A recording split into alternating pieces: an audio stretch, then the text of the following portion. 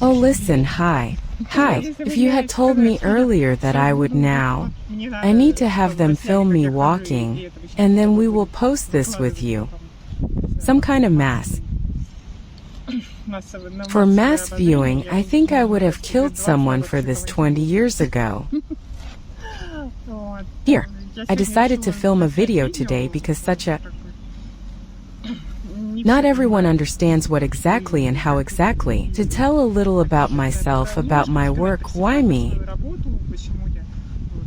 Some videos are always a little too much, changing links to some energies, to some things that I can see or feel.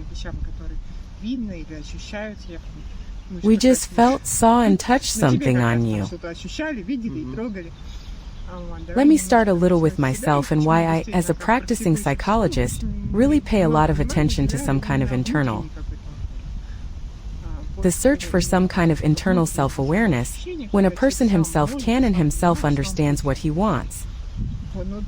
You see, as you can see, my external turnover is somehow not very good. That's why for a very long time, at first I didn't know at all what to do with it. You see, I had a story that was especially vividly drawn in adolescence. Well, when a teenager, he is just at such a period of life when he is begins to look for his place in this world. And then it becomes clear to you that you are somehow bad with your place in this world. That everything that modern society offers you, it is generally necessary somehow. Some kind of, such a feeling as if to fall into suspended animation. Lie down, live until no one. Well, and not show off too much, because when you start, it's like no one offers you anything.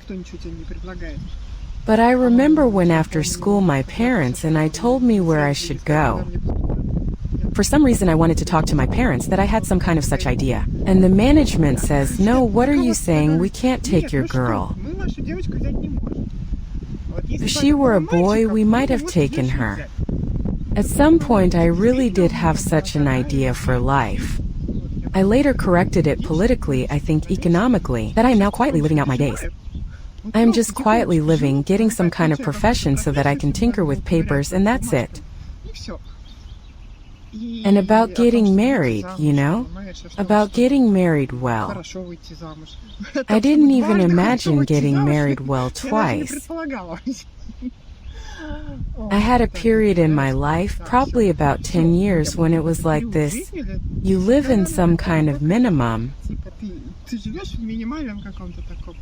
Well, you go to school, you think, now I'll find a modest job and I'll be like this. Well, as long as it takes until I'm 60 to 80 years old, I'll live quietly. I work in some library or in the accounting department in a remote position so that no one would see. Until at some point I just got tired of it. It became so unbearable to live out my days. I'm 25 years old and you decided to live out your days. At some point I just got tired. Well, okay, I have to do something about it. I remember back then, I had such an interesting story that I began to notice this on public transport and in general on the street. I walked around all the time and it was hard for me to admit that I was disabled.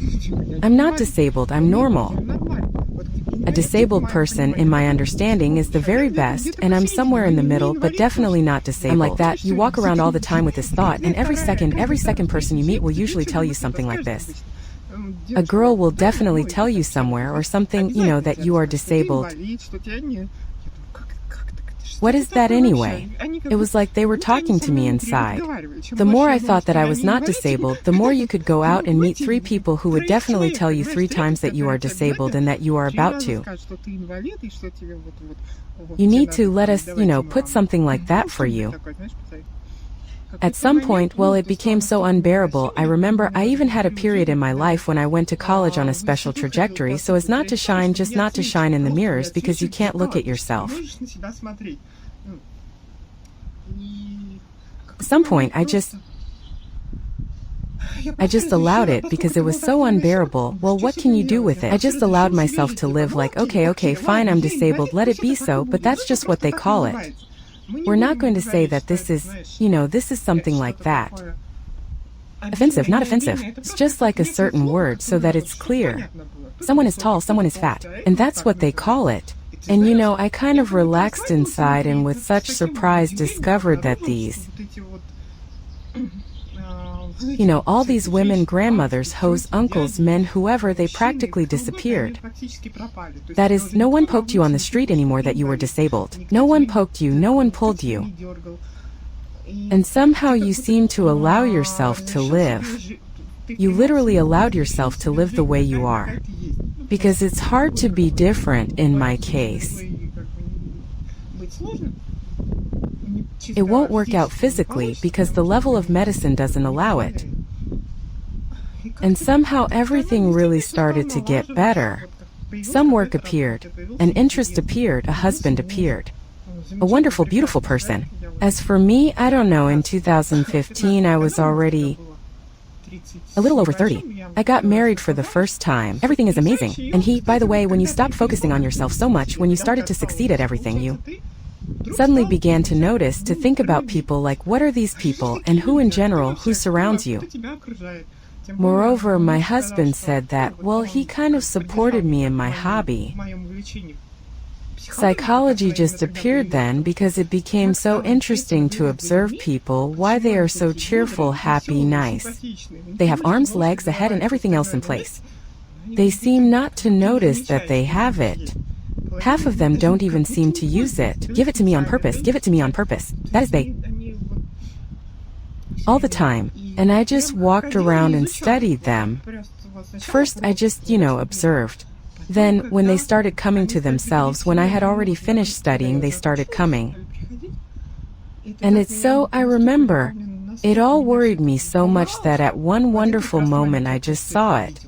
You just physically see how some kind of blocks, some kind of negative thought forms, blocks, I don't know what to call it, I don't even know what to call it, they are literally visible, how they are either inside a person or around a person. And I remember the first time I saw such an interesting thing. A woman, she has been living with her alcoholic for 30 years and can't leave him. It would seem so, and there is somewhere to go. There is somewhere to go, I think. I physically saw such a cone-shaped object, like some kind of pyramid that simply nailed her. So black it goes all over her, through her, right along her entire length. This is what her fear of loneliness looks like. That is, her fear of loneliness is so great that she needs help and a resident with an alcoholic. Everything is clear. This is her comfort zone. And it is clear that we need to work not with the fact that we need to say that we need to leave, but we need to somehow work with this fear of loneliness. Because it is actually, she's like this, like a nailed ant. It actually does not give her the right to move. Here she has been moving somehow for 30 years in this area around the alcoholic. And you suddenly understand how much all this. Your problems are formed first. In general, the problems of any person are first formed in thoughts. Do you understand? When something in your body falls off, if some really bad shit happens in your life, this is already the last stage. And what do I want to say? I don't know how to relate to this vision of mine. I feel absolutely normal about it. It seems to me that at the moment we simply can't yet. Humanity simply can't record it. I watched a lecture by Chernigovskaya, who said that each of us has what we have, and we know what we have in our consciousness. However, we simply can't record it. We don't have such objects, which will be fixed in consciousness. And just in this dispute between psychologists or physicists, some physicist friend says that he told her that everyone should lose. This all should be given to the physicists. And so, at the level of some quantum physics, we say we can prove to you how all this influences, how all this there happens. Well, they are somewhere there, in general. They are stuck somewhere there in this dispute. But at the same time, as far as the information field is concerned, she says, I don't know whether it exists or not. But she doesn't deny it. She doesn't say that it definitely doesn't exist, and that it's definitely some kind of drag. Well, in essence, that's what I do, because you kind of establish, The person himself, you kind of build him up, help him get rid of his internal flaws, which are sometimes internal, and sometimes they are even external. For example, someone walks around in some kind of, in such. You look at him, and he seems to be walking in some kind of blanket. Well, in a murky, gray one. Some kind of fears or doubts, they sometimes look like some kind of cocoon around a person, which, in fact, does not prevent him from interacting with life itself, with the energy of life itself. And it really does exist, it can also be seen. I remember we had an experiment with you, some people see. Just like some kind of golden story, silvery. And you, I remember many just feel some kind of warmth. And you she, in principle, is really maximally creative, and she is set up for cooperation with a person. And, in principle, if you kind of cooperate with her, then your efficiency in this life and your understanding of what you want, well, somehow you fit into this life much more organically than when you go to some. It's impossible to convey. These people are like some. And Tetris. If you've probably played Tetris, then you can imagine. These are such strange figures. There are some other strange figures around them. They all walk around like that and think that the world around them, shit, because they don't seem to sense some kind of creative history from the world feedback. But not because the world around them is shit, but because they can't. That's actually what I do. I somehow establish contact between a person and life itself with this energy.